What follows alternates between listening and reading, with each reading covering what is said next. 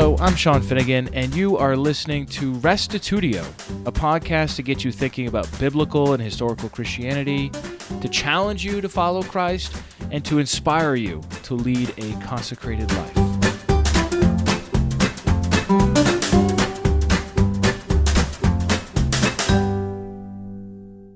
How should we think through the different major religions of our time? Are they all the same? What are their differences? In this presentation, philosopher of religion Dale Tuggy works through key questions that can help us differentiate and distinguish religions from each other. In the second half of his talk, he invites the audience to diagnose various quasi-religious perspectives popular in our culture today before offering comments on each. This is a really fascinating talk and well worth your time. Here is Podcast 146, Apologetics Conference 4, Are All Religions the Same? With Dale Tuggy.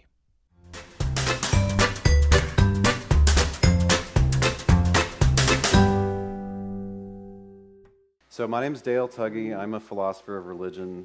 What I'm going to present to you right now is based on about 17 years of trying to learn about different religions. So my question is, are all religions the same? And some people will tell you that they are. And the short answer, and I didn't make this up, I stole it from another guy that I'll tell you about in a minute. The short answer is, why sure, all religions are the same so long as you ignore all the differences. A famous guy in religious studies named Ninian Smart distinguished seven different aspects of religious traditions. He calls them, and this is the top of the handout, the practical and ritual side of religion, the experiential and emotional side of religion, the narrative dimension, the doctrinal and philosophical dimension, the ethical and legal dimension, the social and institutional dimension, and the material dimension. In other words, like their art, what kind of buildings they make, and things like that. And religions differ in all of those ways. I mean, they're just incredibly different. So if someone says all religions are the same, they might just be telling you they don't care about the differences, which honestly is kind of ignorant, because these differences obviously matter, right? They're going to affect how you raise your kids, who you worship, and so on. Even what kind of things you eat, right? Maybe they just don't know, and that's part of it. Or maybe they have bought into some strange theory according to which all religions are really the same and what really matters, which I'll get to in a second. One thing that philosophers distinguish is religious diversity from religious pluralism. So religious diversity is just the fact that there are different religions. People have allegiance to different religions. They do different things. They believe different things. Do Christians celebrate religious diversity? Yes and no. I mean, we think it's a good thing that people are able to follow their conscience and do what they think is right. They're exercising their God-given freedom, right? So in that sense, religious diversity is a good thing. But, you know, also we think when Jesus comes back, religious diversity is going to be significantly reduced, right? Maybe there'll still be Baptists and Methodists, I don't know. But anyway, there probably aren't going to be Buddhists, right? When Jesus is in charge of the world and the knowledge of God covers the earth like the ocean covers the bottom of the ocean. So religious diversity, yeah, I mean, it's good that people are able to do what they think is right. That's their God-given right. Religious pluralism, and sometimes people use the word pluralism just to mean diversity. So this is a little confusing, but in philosophy, religious pluralism is a view, it's a theory that all religions are in some ways equally good. Now, they don't ever really mean all religions. You know, there's some religions that are just kind of pitiful and they're going to go nowhere. Have you ever heard of Satanism, like as founded in the 1960s by this clownish guy named Anton LaVey? He was a former carny. He was playing organ at the carnival. And then he shaved his head and got a pointy goatee and said he was a Satanist. And he wrote the Satanic Bible that every mentally disturbed teenage white boy reads, which is a very silly and boring book. It's not really a Bible in any sense. It was written by this former carny. But anyway, in the 60s, people thought this was a really interesting religion and would let you have ceremonies that had naked young ladies in them. But the Satanic Bible has as its main teaching, do as you will. Well, good luck with that religion, buddy. Try teaching that to your kids. Do as you will. In other words, whatever you want to do, do. This is going nowhere. I mean, only a few silly dabblers are going to even care about it. So who wants to say that's the same as Islam or Christianity? Nobody. So they never really mean that all religions are the same. In some, Christian identity, only white people are good. It's kind of crazy. Nobody thinks that's equally good with Catholicism. So they're always excluding some. They're sort of, they'll talk a big game like they think they're all equal, but they never think they're all equal. But the biggest question is if someone says all religions are equal or they're all equally good or it basically doesn't matter which one you pick, you should ask, well, in what way are they equal? It turns out whatever way you pick, there's kind of problems. So, well, let me say this. There are certain crowds of people for whom this is a dogma, that all religions are equal. The main crowds would be modern Hindus and religious studies professors and certain, kind of upper-class, college-educated people that maybe had a class from one of those professors. So you may run into these people. Look, if you say all religions are true, just logically, all their teachings are true, that just can't be right, Some religions teach that there's no God, like Buddhism and Jainism. And we think there's a God, and the Jews think there's a God. So they just can't both be right, just as a matter of logic. So that goes nowhere. Or it could be something like Christians and Muslims believe in one God, but the Muslim teaching is that the last and greatest revelation of the one God is this prophet Muhammad.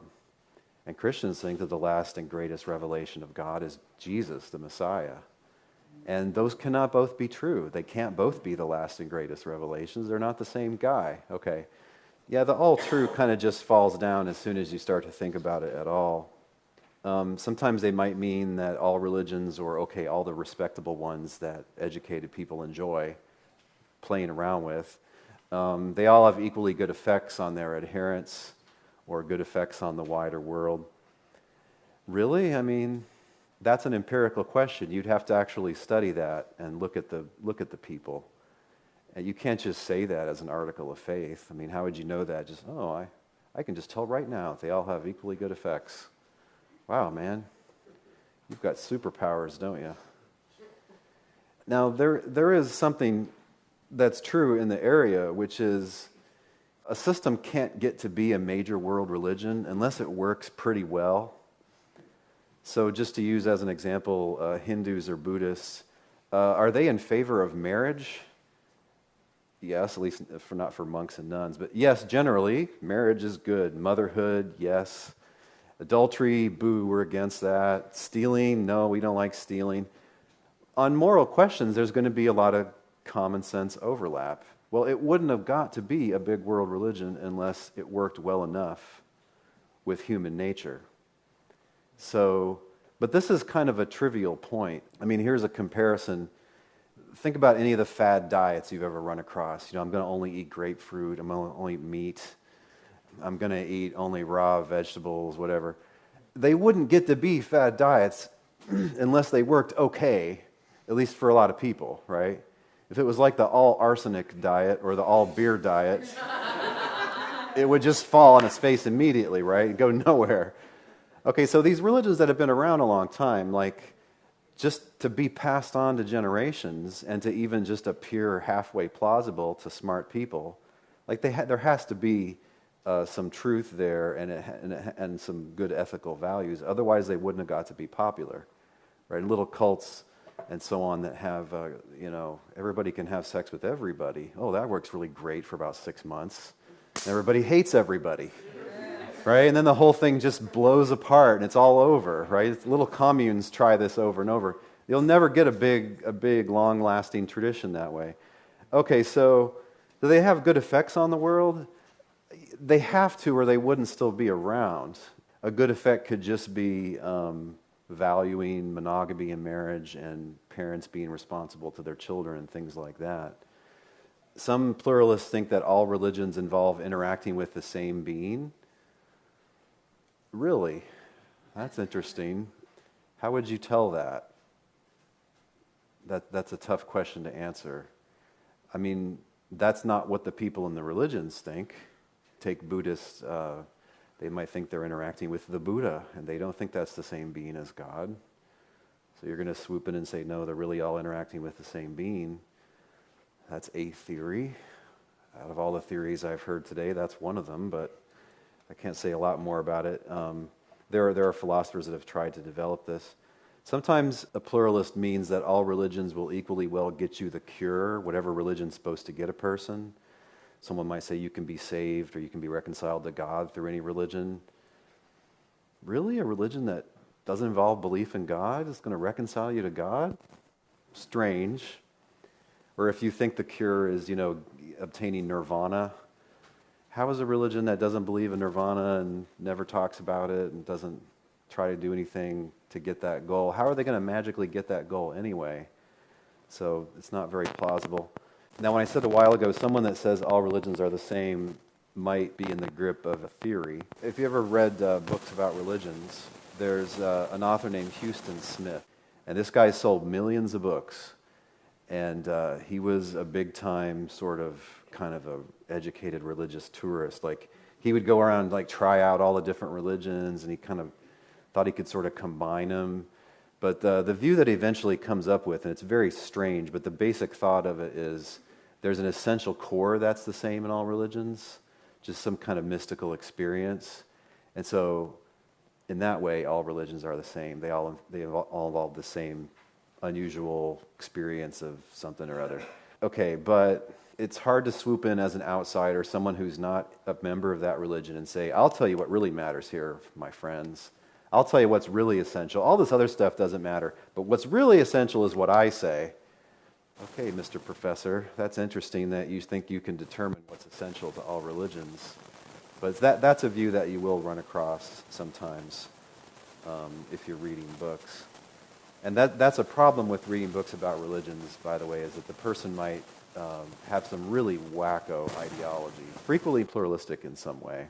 Another ideology that especially textbook authors will have is that, theistic religions are all patriarchal and authoritative and boring, and the Eastern religions are so much more just kind of integrated and groovy and free-flowing, and it's a lot of grown hippies that were disillusioned by everything Western, and they have a very kind of romantic, naive view of everything non-Western, and so they're kind of seeing what they want to see in it. But anyway, when I was looking for a world religions textbook to develop a course on world religions at the college where I was teaching, I went through maybe more than a dozen books, and a lot of them were just inaccurate because the author had some weird bias.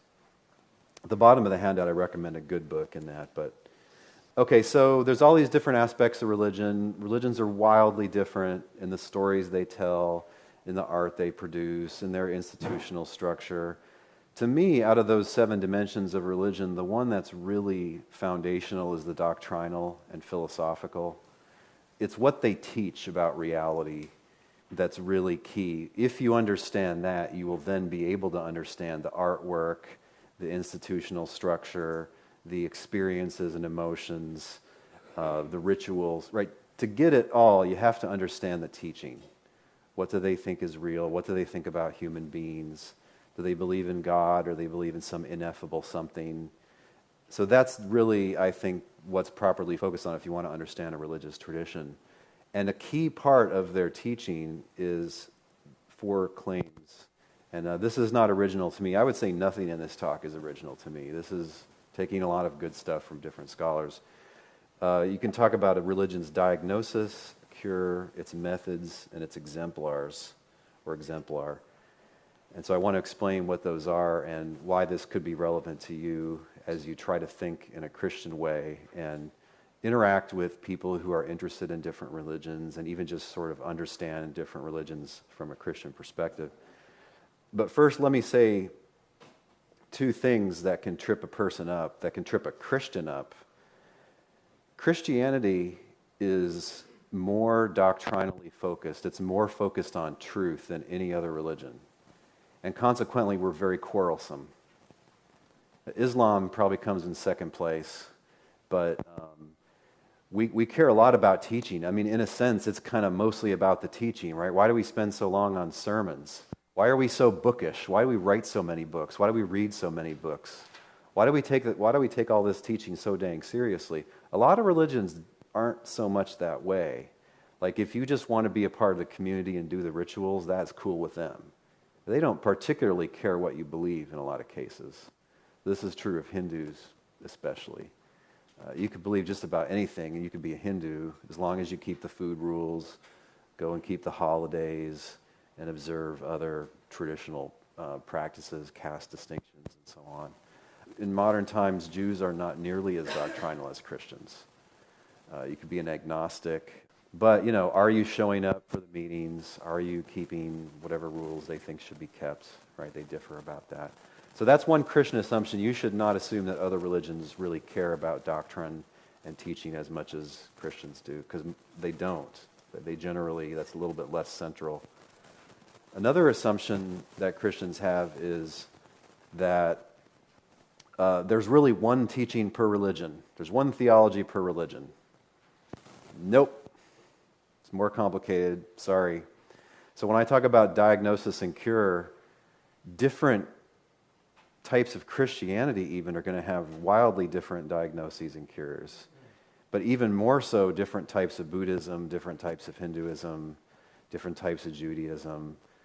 Suppose someone tells you they're a Christian, okay? You shouldn't assume you know very much about them based on that, right? Do they go to a mainline or liberal church? Are they evangelical? Are they biblical Unitarian? Are they say, oh, I'm Christian, and also Mormon? Well, that's kind of different, Yeah, so if you just find out someone's a Buddhist, you don't hardly know anything about them other than they have some kind of generic loyalty to that brand. And then you have to just keep asking questions. A Zen person might be totally different than, a Theravadan from Sri Lanka or something.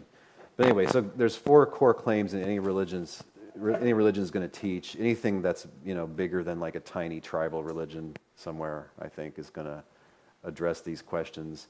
So there's a diagnosis, there's a fundamental problem facing human beings. Now, we got lots of problems, don't we? We got no shortage of problems. But what religions do is they try to say what the basic thing is that's broken, the basic thing is that needs fixing. So for, New Testament-oriented Christians, the diagnosis is something like human beings are estranged from God because of sin, and so we're subject to sin and death. Okay, but then a religion is going to come along and give the cure. There's a way to positively and permanently resolve that problem. So the way to do this is to believe in Jesus, that Jesus is God's Messiah. Through him, through the new covenant established through his death, resurrection, to be reconciled to God, that leads to eternal life. Right, so that's pretty much the diagnosis and cure. And it's a little bit similar to some diagnoses and cures in other religions. So Islam is similar, right? It's something like people rebel against God, and the cure is to submit to God by adopting all the ways of the prophet as explained in the Hadith and the Quran. So, there's a sin and God problem there that's similar. The diagnosis and cure is similar, but it's not the same.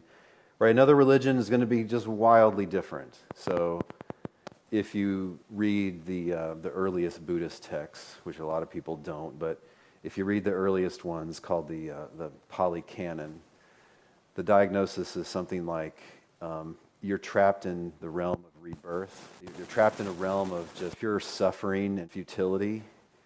And the cure is to follow the teachings and the Noble Eightfold Path of the Buddha. And this will allow you to escape the cycle of rebirth and to obtain nirvana, whatever that is. So it's escapist, right? The diagnosis is you're stuck in a really horrible place, which is this. And the cure is you got to get out of Dodge. And you can get into a big argument about what nirvana involves. And different Buddhists think different things. If you meet a Western convert to Buddhism, they might just think the diagnosis is people tend to be selfish and stressed out, and the cure is to practice sitting meditation for 20 minutes a day, and this will make you more compassionate. Like something really completely different than what I said before. It doesn't involve anything about life after death or rebirth or anything like that. Rebirth, what other religions call reincarnation. So yeah, diagnosis and a cure, if you understand those, I think you understand kind of the heart of any specific religion. And there's also methods and exemplars, so things that you're supposed to do to get the cure. Are you supposed to meditate? Or what do we think? We think you're supposed to pray, you're supposed to fellowship, you're supposed to confess your sin, you're supposed to be filled with God's Spirit. It's going to be completely different in a lot of religions. There's usually some ritual that's prescribed there, certain things to do, certain things to avoid. And then exemplars would be some actual, typically historical person who has got the cure, and, imitate them. And so, the exemplars for us are Jesus, first of all, right? Read Philippians 2. And then also people like Paul and John and the other apostles and other godly people in Christian history that have tried to love God with all their mind and all their strength, and who have served others in a self-sacrificing way and advanced the cause of God's kingdom. And yeah, the exemplars are going to be very different in other religions. It could be a monk who gave up all his property, became celibate, did spiritual exercises, did 1,000 prostrations a day, said a certain number of mantras a day, and eventually got a better birth next time around, and eventually got out. So, we don't believe that is a good method, right? It's not going to get you what we think the cure is. Okay. So arguably all religions have this sort of teaching. Here's what's interesting. There are things that's not clear if they're religions or not. It depends maybe how you want to define religion. But they clearly have, especially the diagnosis and cure. And they probably have methods and exemplars, and they probably have those 7 dimensions of religion in some form or close to it. So think about communism. Have you ever studied, the ideology of like Maoist China or Stalin-era Soviet Union? You should. It's really dark, but it's very interesting. But take someone who reads the writings of Karl Marx and foolishly believes them. What do they think the diagnosis is? Well, all of history is a struggle between the owners of the means of production and the working people, and the owners are oppressing the working people and exploiting them constantly. And the cure is to have a worldwide revolution for the workers to rise up and seize the means of production, and we'll enter into a golden age where all things are shared equally and everything's fair and just. And it sounds ridiculous, and after you watch the way that communist countries have face planted in the most violent and bloody ways in the last 100 years, it just seems totally ridiculous. But people give their lives for this. There's probably hundreds of thousands of people that died for this cause. So it plays the same role in their life that traditional religion plays in a lot of people's lives. Okay, so here's my question for you. Do you have non-Christian friends? Based on their actions, based on their values, based on what they say, what do you think they believe is the fundamental problem facing humans? And what do you think they think the cure is for that? Because if you can understand that, you can understand where they're coming from. So, look, I've left some room on the handout. Grab a pen. If you think you want to answer this on your own, start writing. If you want to talk to your friend about it next to you, definitely do it and see what you can come up with. I'll tell you what I've come up with based on teaching college students for 17 years. But I'm interested in what you come up with. So let's take a couple minutes and do that. All right. Why don't we come back together? I want to hear what some of you guys came up with. Who has a diagnosis and a cure they would like to share with everybody? Something you think maybe your peers believe, at least some days of the week. Sean? Diagnosis is the world limits freedom. Cure, social activism on behalf of minority groups. Yeah.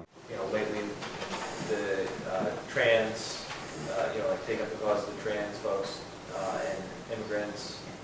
And, if we could just have opportunity for everyone to be whoever they want to be, then the world we'd enter a golden age of untold joy and peace. You sound like you've talked to a lot of millennials. In fact, that was one of the things, that's really similar to one of the main ones I came up with. I call it liberationism. So the diagnosis, as I wrote it down, was you're prevented on acting on your deepest desires by the man. And the man is whatever oppressive forces, racism, sexism, fill in the blankism. You can't act on your deepest desires because of the man. You can't be who you really are. And so what you got to do is just find whatever your deepest desires on and just defy the man. This is really destructive stuff. One problem is you may not know what your desires really are. There's a lot of crazy experimentation that goes on. Here's a true story.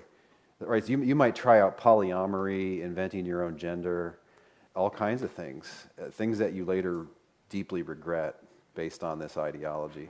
But here's a simple illustration that was real life. When I was 15, me and my best friend used to roam the neighborhood with our powerful slingshots. We thought we were some kind of mighty hunter men, okay? But we didn't have those dangerous steel balls. We just had stupid rocks that we picked up off the ground, so we could never hit anything, okay?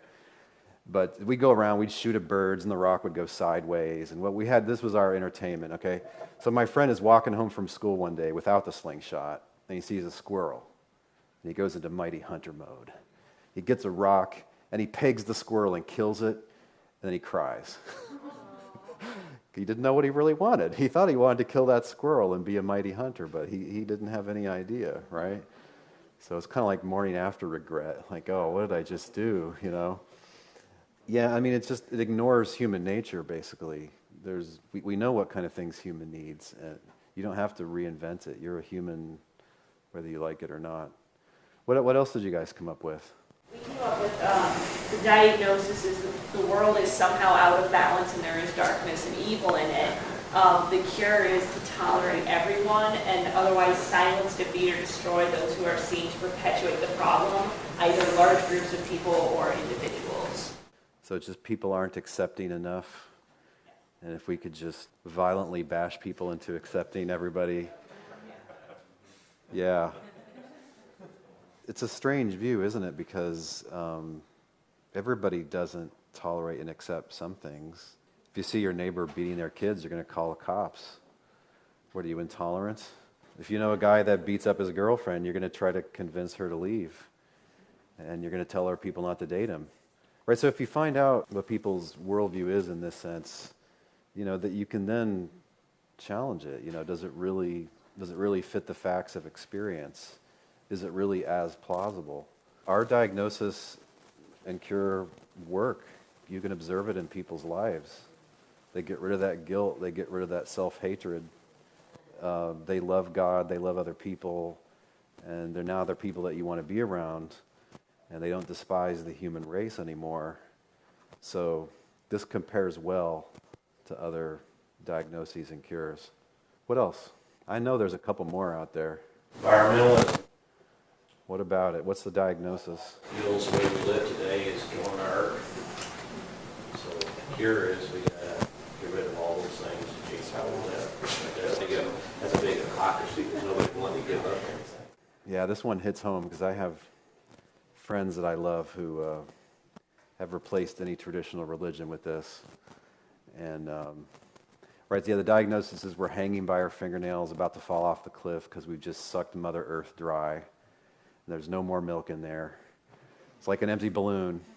And if we don't immediately, adopt sorry about that metaphor.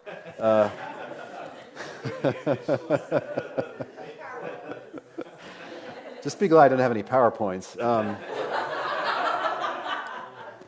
Right, so the cure is, we're going to magically live off the grid. Everybody fantasizes about living sustainably and having zero carbon footprint, and you heckle people that are against this on your iPad, and you drive your Lexus and live in your air-conditioned house. Well, but you fantasize that you're out in the woods, it doesn't work. I mean, there's people that try it, but the interesting thing about that is every 40, 50 years, the dire predictions turn out to be utterly wrong.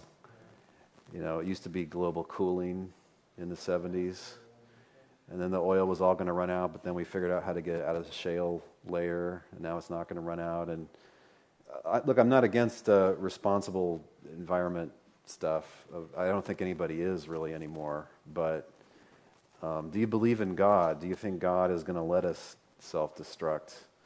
Or do you think God is providential and in charge of the great flow of history? You know, I think it's usually based on the view that we're totally on our own and just sort of, we're in danger of kind of nuking ourselves.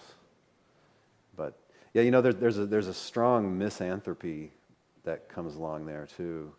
It's not in all environmentalism. The older variety was based on human values. We want to preserve it so that humans can continue to use it and enjoy it and love it, and you know, soak in the beauty and so on. So that's humanistic, human value respecting environmentalism. A lot of times now, you know, mankind is just the invasive species that's infesting the place, and it'd all be better if all of us just committed suicide and let the plants and the animals run free.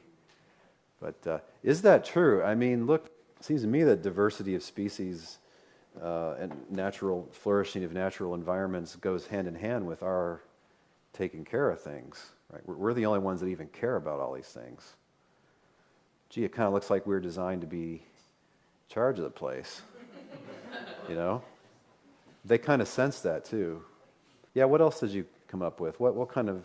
Those might be some of the biggest ones, yeah. So the ones that we kind of came up with from people that we've talked to is that there's essentially just inherent evil and darkness, you know, on Earth, and that's the... In people or in social systems? All of it. The world is evil. There's just bad all the time, and their cure is to try to escape that and just protect self. There isn't, you know, a lot of people I talk to, they don't have a hope. They haven't figured out a cure other than to just try to protect self and escape from the everyday evils and finding ways to cope of alcohol, smoking, drugs, even, you know, too much exercise. Like, people find a way to escape because that's their only temporary Band-Aid kind of cure that they have. Yep, so the escape's only mental. And boy, does that not work. Holy cow. I mean, that's just a train wreck, you know, what happens when drugs, pornography, becoming comic book man from The Simpsons, just never growing up, you know, and just sticking with childish pursuits. I love this one episode of The Simpsons where, you know, comic book guy, worst episode ever, that guy. There's one scene where he's walking along, you know, drinking a Slurpee and reading his comic book and talking back to the comic book, and for some reason Springfield gets nuked. And he looks up and he sees the bomb coming down and he goes, "I've wasted my life." Like, yes, it's funny because it's true. What do people do when they confront their kind of childish escapism? Usually one of the first things they do is they seek God. You know, they realize that they can't handle things on their own and that their escapism isn't working. There are a lot of escapes, aren't there? The thing about when you have a false diagnosis and cure is you're going to bump up against the edge of reality, and it's going to hurt you enough to get your attention. If a person says, well, I would just be happy if I was just rich and famous, you know, why are all these unhappy rock stars out there that kill themselves and have constant addiction problem and 17 marriages? I mean, that doesn't seem like a real good plan. What else? Who else has one? We're here talking about a cosmic accident, and the cure, I guess, is to rage against the dying of the night or something. It's just here, and we have to cope with that. This is like an existentialist defiance. Yeah, so you're going down in flames, but you're gonna give your finger to the whole thing on the way down. That's your victory. Then becomes avoidance too. They use avoidance to get away from it too. That's a pretty dark view. You have to think that God has put more hope in the human heart than that, and that at least a lot of those folks will hope that that's not true and be willing to consider something else. Because it's not much of a victory just to be defiant. For me, I think most of my non-Christian friends don't actually think about these questions. Yeah. Or they jump around different ones at different times. Remember when you were a little kid and you're like, well, I remember thinking like at the last day of the second grade, that bell rung at 2:30 and now I'm now not a second grader anymore. I'm like, I am finally a big kid now. Right? The way people think is, I'll finally be happy, I'll finally be well off if I can find a boyfriend, if I can get married, if I can have 2.5 children, a cat and a dog and a nice big house. And then they find it's not so. People need to keep reflecting. It's not just a question of peace of mind, I think. It's a question of, are you really in an objectively good position? If you have eternal life, it doesn't matter if you're poor, if everybody hates you, or if you're an unwanted outcast, a minority in the system. It doesn't matter if you're unsuccessful in your business. You're destined for eternal life. You got it made. That's a powerful hope that we have, right? Because you don't even have to be afraid of death. Whatever, that's just a pause. I have seen a lot of those coexist bumper stickers. I work on a college campus, and so I see a lot of that, liberal environment stuff. But it just made me think. A lot of people have this attitude of just that the division is the problem. Yeah. A lot of people's idea of a cure for that is to abolish religion, especially Christianity, altogether. Yeah. Yeah, I mean, some of these views are really just based on ignorance. Like sometimes a student will tell me that, don't you know religion's the main cause of wars? Have you ever studied wars? I mean, you can find some religious wars, but it's usually about property, and somebody wants to be in charge, and some side has a grievance, and World War I and World War II weren't primarily about religion, nor exactly was the Civil War. I mean, these are the really big wars that we know about, right? About division, I kind of got a sense last night when we were talking about all the bad things people think about Christians. One response is to feel guilty and let's try to do better. But you also have to realize that a lot of it's based on ignorance, like they've never known a Christian, or just known a few, or drawn really quick, harsh judgments based on the way a guy's dressed. Oh, he thinks he's better than me? I mean, one of the big ones that I run across is, why do you guys hate gays? Now, I've been a Christian a long time. I have to rack my brain to find someone that really hated gay people. Those clowns, what's their names in Kansas? Yeah. It's like a church of like 20 people, all from one family. But they're media darlings, right? Because they love to, they fit the stereotype. I'm not sure what to do about that other than get to know people and have them find out these stereotypes aren't true. But, I mean, why do you guys think it's bad to be gay? Well, look, the traditional view is not that. It's that gay sex is against God's will. That's it. You can't be blamed for having a desire, generally speaking. So no, it's never been part of the platform to hate gays. Sometimes people, what they do is they, in our unthinking, politically charged environment, they'll find the left or the right-wing person who's like the most extreme talk show screamer, and they'll be like, oh, that's what those people are.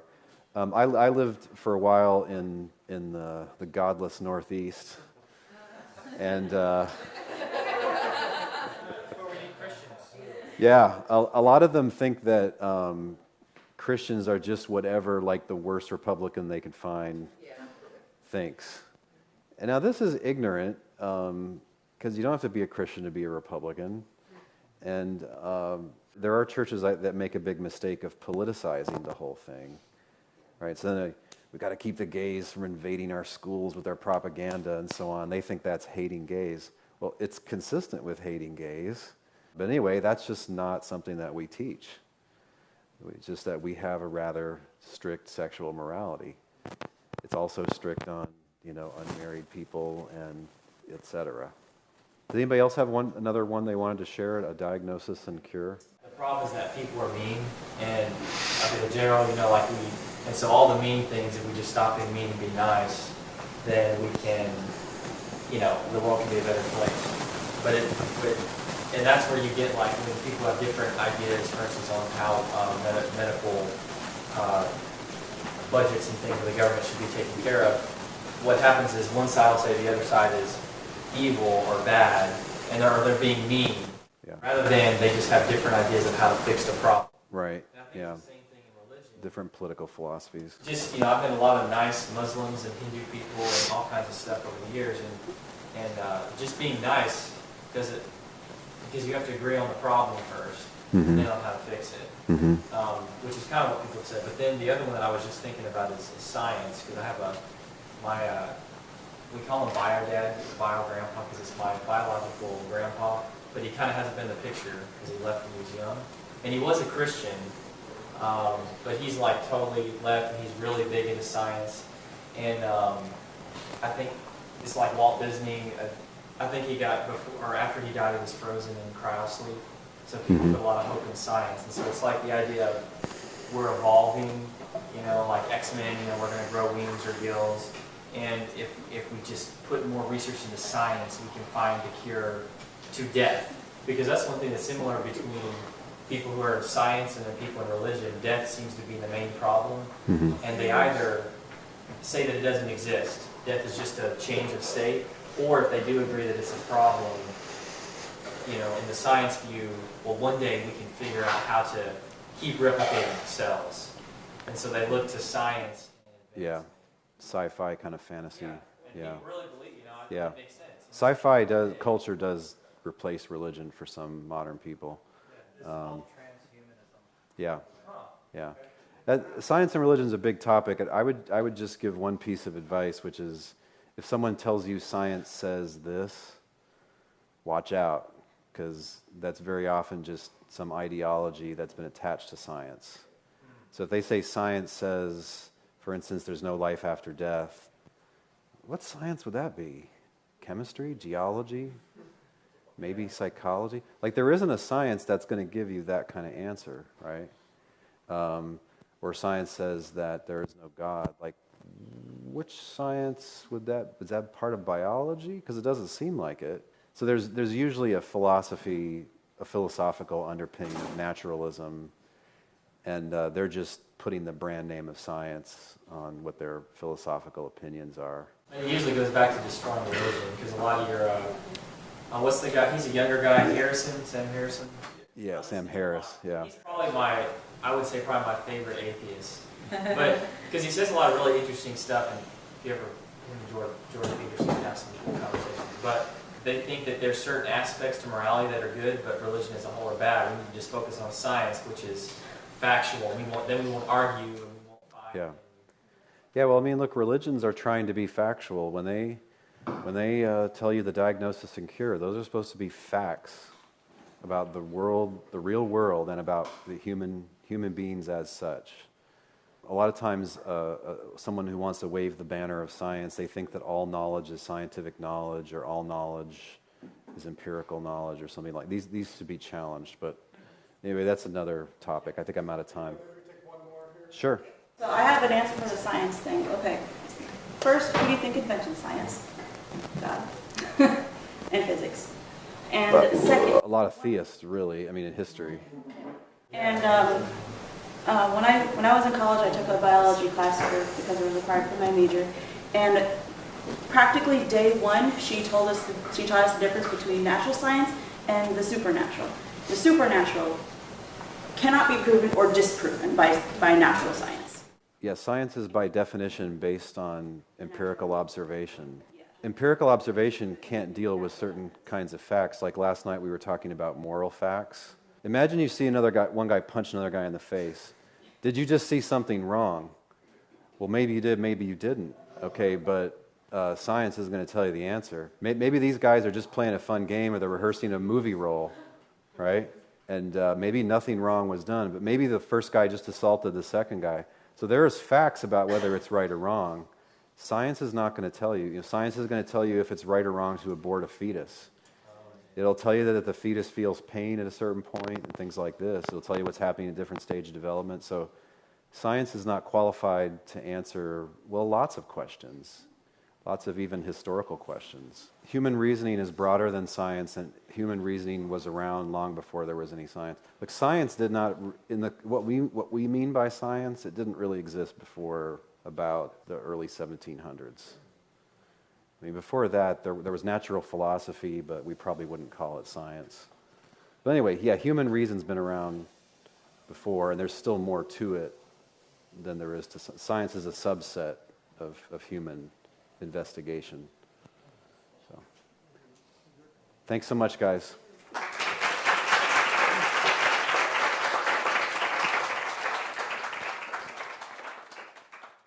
For more about Dale Tuggy, check out his website, trinities.org, where you can get his podcast, as well as a blog where he writes, and some other resources.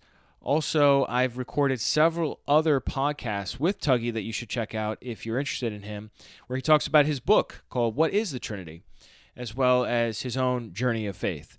That's all available in the podcast feed or on restitutio.org. Additionally, I wanted to read out a comment I received on interview 40 with Chuck Whitlock called How Much Does Truth Matter? By Kim Magnuson, who says, I want to thank Chuck and Sean for a very informative interview. I am one who never gave too much thought about the Trinitarianism or Unitarianism, but even as a small child, when first being told about the birth of Jesus, it made sense to me that Jesus was the Son of God, not God the Son. An interesting story is that I had lunch not long ago with a pastor at our local church, which is part of Foursquare. He had invited me to lunch because I had expressed that I really believed in a God the Father and his Son, Jesus Christ. Since that Unitarian view is not shared in that denomination, I gave him some written material the week before lunch, and then we had some discussion, and he was very understanding. On the light side, he came to me the next Sunday and pulled me aside, kind of chuckling. He said that when he had gotten home from our lunch, his wife had asked him how it went, and he proceeded to tell her our discussion and my thoughts on the Orthodox Trinity. Then he said that his wife said right away that she agreed with me, and that this is how she had always thought, also with there being God the Father and his Son Jesus Christ and a Holy Spirit. There are so many verses in the Bible pointing out God as the Father and Jesus' obedience to his Father that it went pretty smoothly in our lunch. I know that I'm a little bit unorthodox, being pretty much a Unitarian with a nonviolent belief, much like the Anabaptists. That being said, I do appreciate your insight, Chuck, into your situation. I agree that being true to the apostolic beliefs of the first century is a great guide. God bless. Thanks, Kim, for writing in. I appreciate your efforts here to be honest and to share the truths of Scripture with your pastor and with others that you come in contact with. In my own family, my mother grew up as a Southern Baptist in the Carolinas, and she also never believed in the Trinity. She went to Southern Baptist churches all her life, and just it never, for whatever reason, sank in. And so when she eventually did have a conversation with somebody about it, they told her, well, you believe in the Trinity. And she said, well, no, I don't. I don't know what you're talking about. So, I mean, I think there are lots of different people from different places, and not everybody drinks the Kool-Aid. So I think it's exciting when we see this, and then it's also exciting when people step out on faith in that. So thanks for writing in, Kim. If you would like to add your voice to the mix, why not go over to restitutio.org, where you can find podcast 146, or All Religions the Same with Dale Tuggy, and drop a comment there. Or check out the interview 40 that I did with Chuck and see what he says about the importance of truth and how to deal with that as a family. Thanks so much for tuning in. We'll catch you next week. And remember, the truth has nothing to fear.